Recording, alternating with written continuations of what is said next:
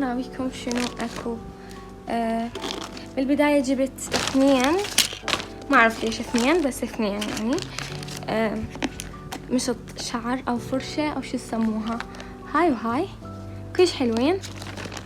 جبت نظارات هاي وهاي، لحظة، وهاي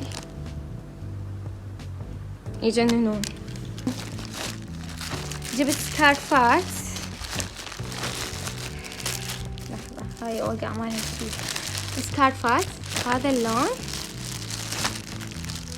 سكارفات هذول يا اما يلبسون على الايد، يا اما بيحطون بالجنطة، يا اما على الرقبة، يعني فوق القميص هيك شي.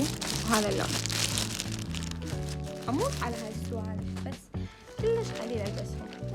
هذا السكارف مثلا يعني لبس على القميص، على الايد، بالجنطة، هيك اشي. هذا اللون الثاني او النقشة الثانية كلش حلوين باللبس.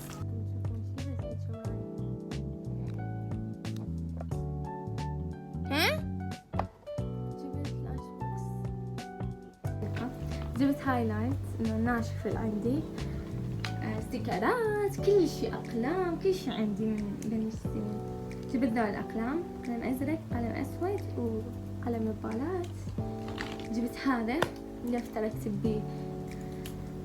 طبعا انا اشوف شيء كيوت وحلو وما اشتري لاختي، لا طبعا لازم يعني. جبت لها. جبت هذا القلم، شو قلم، هذا دفتر. شوفوا اشياء المدرسة مالي خلق حتى اشرح عنها ومالي خلق اراويكم. جبت هذا، جبت هذا، وجبت دفتر يجنن اراويكم يا اخي. ها همي انا اشوف شي حلو وما اجيب لاختي منه، لا طبعا مو هو ده اللي ما اجيب منه. جبت واحد الي واحد لاختي. جبت هذا الدفتر بس هذا مو لهسه، هذا ان شاء الله يعني اذا نجحت اختصاص كلية راح استخدمه. ما ادري عجبني، هو على برجي الثور. جبت هذا عطر الشعر،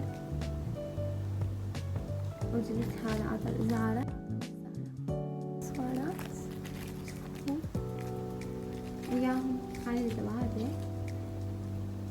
هم هيك نفس النقشة.